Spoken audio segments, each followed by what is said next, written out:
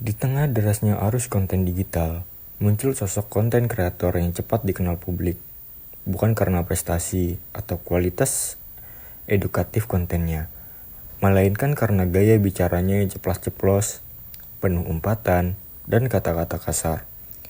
Bagi sebagian orang, gaya itu dianggap lucu dan apa adanya. Tapi bagi yang lain, ini adalah alarm tentang krisis etika komunikasi di ruang digital. Konten kreator ini sering muncul dengan ekspresi berapi-api, memaki lawan debat, atau merendahkan sesuatu demi menciptakan sensasi. Popularitasnya meroket, disambut ribuan komentar dan jutaan tayangan. Namun di balik itu, ia ikut menyumbang budaya komunikasi yang tidak sehat, membiasakan generasi muda pada kekerasan verbal yang dibungkus sebagai hiburan. Bahkan, tidak sedikit remaja yang merasa bahwa berbicara kasar adalah cara untuk terlihat berani, keren, atau jujur. Padahal, kejujuran tidak harus menyakiti, dan ekspresi diri bukan berarti bebas mencaci. Fenomena ini menimbulkan pertanyaan, apakah semua yang viral selalu layak untuk ditiru? Apakah popularitas lebih penting dari tanggung jawab moral? Di balik tawa penonton, ada nilai-nilai yang mulai luntur, seperti sopan santun, etika, dan kontrol diri. Oke, semuanya perkenalkan, nama saya Nur Alim. Ini saya sama apa namanya? Aska Fardiansa. Oke, Aska. Ini sering gak sih nonton YouTube gitu yang sering ngomong kasar gitu? Sering. Ini. Terus kata-kata kasar kayak gitu tuh menurut kamu tuh hiburan atau lewatan batas gitu kontennya? Lewatan batas. Lewatan batas, serius? Ya. Bukan hiburan? Ada hiburan, ada kelewatan. Ada hiburan, ada kelewatan. Terus kalau nonton video-video yang kayak gitu tuh rasanya gimana? Senang. Hibur gitu ya? Ya. Terus gara-gara nonton itu kayak mempengaruhi kamu gak sih? Jadi kayak ngomong kasar gitu? Nggak terlalu sih. Gak terlalu, tapi pernah lah ngikut Ya, pernah lah. Terus sikap sopan itu sama ramah itu penting gak menurut kamu? Penting banget. Penting ya? Ya. Kita harus sopan ya? Ya. Ramah gitu ya? Oke. Satu lagi, konten-konten kasar kayak gitu tuh kayak menurut kamu layak gak sih buat ditonton sama banyak orang gitu? Yang kasar. Nah, layak gak buat ditonton? Kayak. Layak. Terhibur gak sama orang-orang gitu? Terus kan banyak nih kata-kata kasar nih. Emang kamu nggak kayak ngomongin kata-kata kasar juga gitu buat teman-teman kamu? Jadi kayak kamu ngajak teman kamu buat ngomong kasar juga gara-gara nonton video tersebut gitu? Ya. Sering. Ya, mungkin gitu aja. Terima kasih ya. Ya.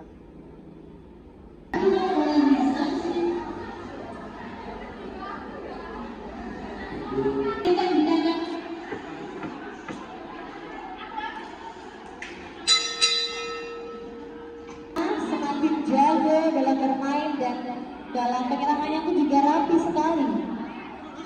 Kak. Oke, selamat siang semuanya. Saya Nur Alim dengan Mas siapa? Itos. Oke, sini nih saya mau nanya nih tentang seputar kalangan remaja gitu loh. Kan kalian kan sebagai remaja gitu suka nggak sih nonton konten yang berkata kasar gitu loh? Contohnya kayak saya bahasa Arab gitu kan banyak yang ngomong kasar. Saya tidak suka ya. Soalnya sama saya ngomong saya juga tidak terbiasa nonton itu karena dari itu yang kan yang mau. Tapi menurut kalian tuh konten-konten kayak gitu tuh remaja yang lain bakal suka apa enggak sih? Aku ya bakal suka sih, soalnya perkembangan zaman ini membuat orang terbiasa menjadi masa itu mungkin nggak remaja aja, mungkin lagi anak kecil ya sengaja nonton mungkin bisa terpengaruh juga. Terus menurut kalian tuh konten-konten gitu tuh mengandung nilai Pancasila nggak sih yang kayak sosial negara kita ini gitu loh? Menurutku sih pengaruh ya, maksudnya pertanyaan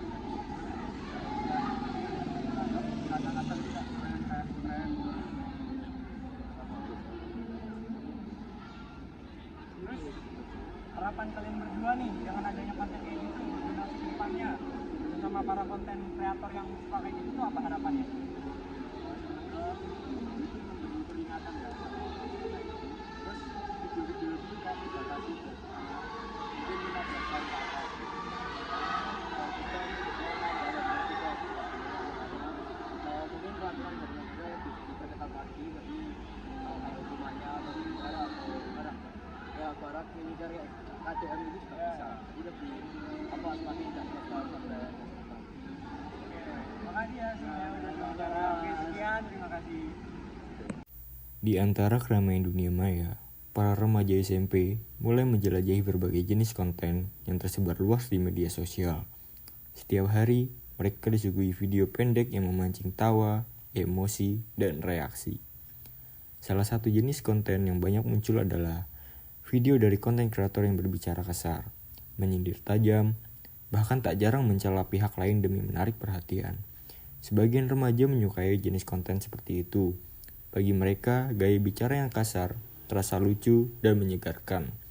Mereka menganggapnya sebagai bentuk kejujuran dan keberanian.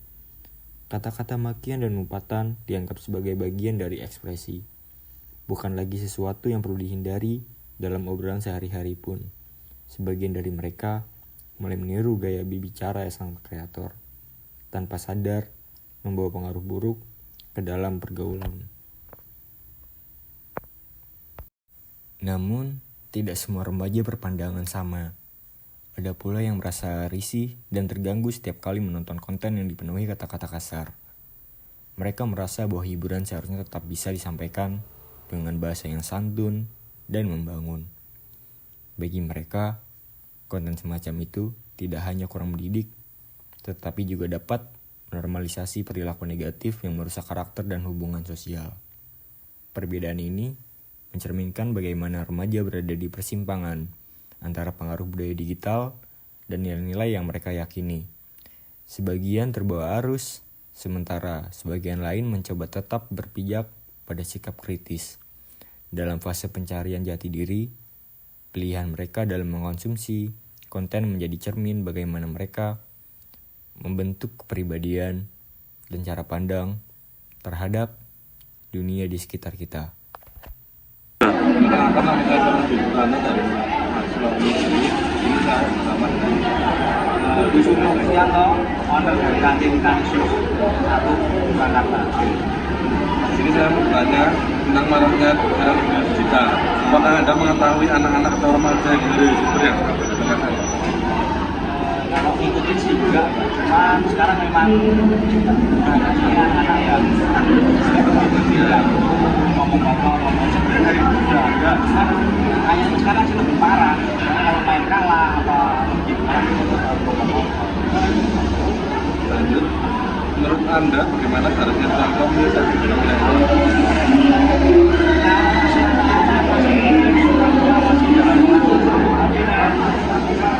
udah dewasa seusia kalian udah suka gimana mesti kerja kan apa sama masyarakat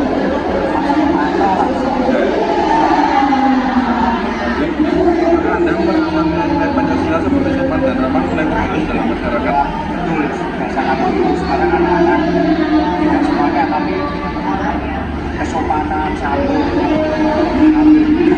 tidak semuanya loh masih ada yang orang satu atau dua yang masih seperti atau orang tua orang tua sudah lewat itu saya sekarang dan lewat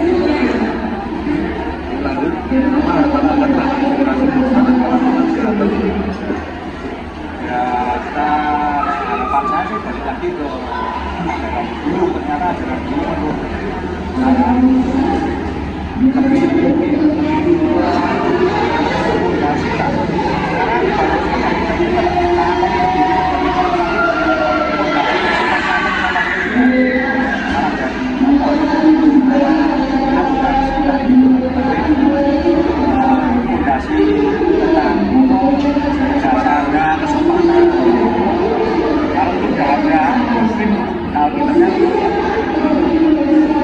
Lalu untuk para konten saya apa untuk para influencer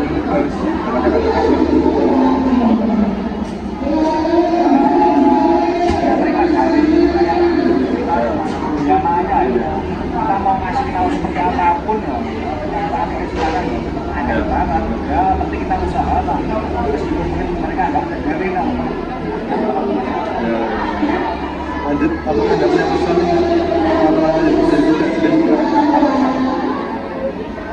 semoga setelah itu banyak rasa, semoga enggak lah, jangan sampai ngomong-ngomong ya walaupun mesti semangat lagi satu lalu lah mereka ya kan Itu kira-kira cukup untuk wawancara hari ini. Sekian dan terima kasih Mas Mbak. Perkenalkan, nama saya Nur Alim dari mahasiswa industri. Menurut Bapak, Pak, saya ingin bertanya sedikit Pak. Sekarang kan di zaman digital ini kita tontonannya tuh luas banget ya, dari YouTube, dari komen-komen video-video yang lagi booming gitu Pak. Menurut Bapak tuh konten-konten yang kasar gitu, yang berbicara kasar gitu kan banyak banget sekarang Pak.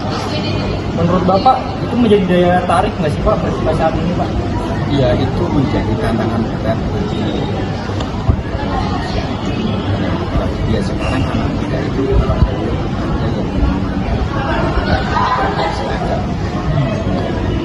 Pak, kemudian dampak dari sosial media kayak itu menunjukkan cara yang kurang sopan. Itu anak-anak muda ya, anak-anak itu harus ya, ukuran kita itu nggak hilang, anak-anak muda kita orang Jawa ya.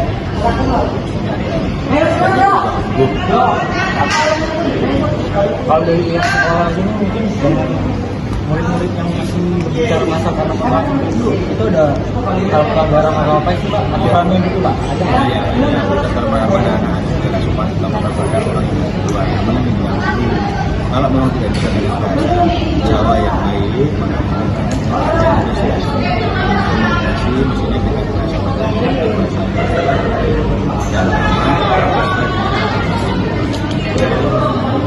Terus hal kayak gini nih bisa mengubah norma sosial nggak sih Pak dalam jangka panjang? ya juga. Nah, kamu lihat ya sekarang ini kan banyak di media ada tambahan pelajar,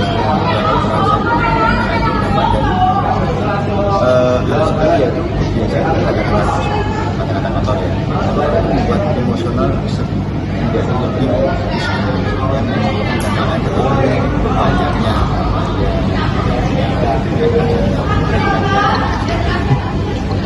Pak, terima kasih banyak ya Pak. Terima kasih Pak.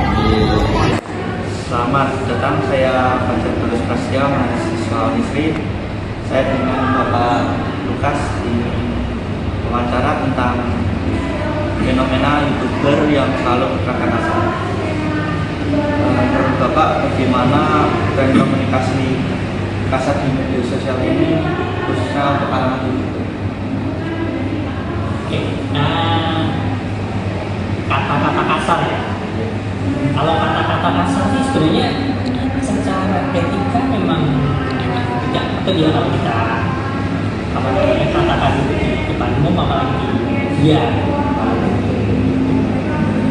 Cuman masalahnya kalau kita lihat setiap YouTuber, influencer, mereka pasti pengen punya nilai jual, pengen menarik minat para viewer ya agar terlihat bahwa mereka berani, mereka beda dengan yang lain, makanya mereka mengambil satu posisi itu dengan berkata-kata kasar. Jadi dengan kata-kata kasar itulah itu yang menjadikan mereka berbeda dengan dibanding YouTuber lain. Ketika mengkritik pemerintah, mereka agak yang santun, tapi kata-kata kasar ini itu bagian dari strategi pemasaran mereka. Dan ya di satu sisi sopan satunya etikanya kurang, tapi di sisi lain mereka juga ya pilih cari makan. Bagaimana pengaruh konten ini terhadap nilai-nilai sosial dan budaya sopan santun masyarakat? Oke, yang pasti itu akan menormalisasi ya kata kasar itu, seolah-olah bahwa itu wajar untuk berkata kasar, walaupun itu sebenarnya hanya sekedar kritik. Jadi seolah-olah kritik itu harus disampaikan dengan kasar, padahal nggak semua kritik itu kan harus disampaikan dengan kasar. Karena itu terjadi di media. Dan videonya juga banyak. Saya tahu ada beberapa YouTuber yang mengikutnya banyak banget, bisa berjutaan. Kan videonya bisa masih. Nah, menariknya kalau ini jadi normalisasi, maka nanti lama-lama itu akan berpengaruh juga pada contohnya anak saya juga kadang kami kaget ternyata kan satu mana dari situ dari YouTube seolah-olah itu hal yang normal. Jadi kalau kita kembali ke norma sosial masyarakat, ya kita pasti tingkat kesantunan kita secara umum juga akan menurun juga. Apakah fenomena ini bisa mengubah norma sosial dalam jangka panjang? Ya pasti, karena seperti yang saya bilang tadi bahwa ini akan menjadi normal. Kata-kata kasar itu seolah-olah normal dalam mengkritik, jadi tidak memakai kata-kata yang santun lagi. Maka generasi-generasi yang menonton ini bisa jadi menganggap bahwa baik kalau kita mereka-mereka yang belum sempat mendapatkan pemahaman bahwa ada banyak cara mengkritik selain kata-kata kasar, mereka akan cenderung menggunakan itu dan mereka berpikir bahwa itu bisa diterima oleh rekan-rekannya, oleh pemerintah, oleh masyarakat luas, karena mereka nggak tahu sama seperti yang saya bilang, anak-anak saya kan berkata-kata dan kami terkejut itu dapat dari mana kan gitu kan. Ternyata dari YouTube ketika kami lihat ada dua YouTuber saling interaksi dengan kata-kata kasar dan mereka ketawa-ketawa, tapi ketika itu dilakukan di konteks lain selain drama di YouTube itu, bukan paling settingan drama, itu terkesan sangat kasar bahwa kami kaget. Jadi ya memang itu bisa mengubah lama-lama. Mungkin Bapak ada saran bagi masyarakat, terutama untuk generasi muda, agar lebih kritis dan selektif untuk memilih, untuk menerima pesan dari media sosial. Oke, pesan saya untuk semua generasi yang nggak cuma muda, bahkan yang tua pun juga sama, mereka juga rentan terhadap ini. Jadi pesan saya adalah yang pertama, apapun yang ditayangkan dalam media, baik itu media media massa maupun media digital, selama itu mereka tayangkan, jadi pasti ada motifnya. Jadi kita harus berhati-hati terhadap motif apapun itu. Yang paling sederhana adalah motif ekonomi. Hanya karena motif ekonomi mereka akan berkata apapun, termasuk kasar, selama itu membuat banyak viewer mengklik, ya, melihat, menonton mereka. Dan itu harus diwaspadai. Jangan sampai kita meniru mereka, perilaku mereka. Padahal mereka sendiri itu hanya settingan supaya memenuhi pundi-pundi atau kantong atau dompet mereka. Jadi jangan sampai kita menjadi sekedar istilahnya sekedar peniru, tapi kita harus juga kritis. Oh ternyata di balik semua yang mereka lakukan itu semua hanya settingan untuk mendapatkan konsumen berikut kita. Jadi sebagai konsumen kita harus belajar. Kira-kira itu. Mungkin itu saja Pak, sekian dari saya. Oke, terima kasih. Sekian dari saya, terima kasih. Konten kreator yang suka berkata kasar menunjukkan adanya penyimpangan dari nilai-nilai kesopanan dan etika dalam berkomunikasi di ruang publik digital.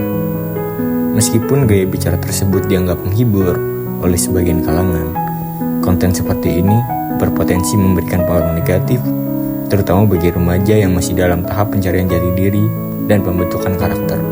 Dalam kaitannya dengan Pancasila, perilaku tersebut bertentangan dengan beberapa sila, antara lain sila kedua, kemanusiaan yang adil dan beradab.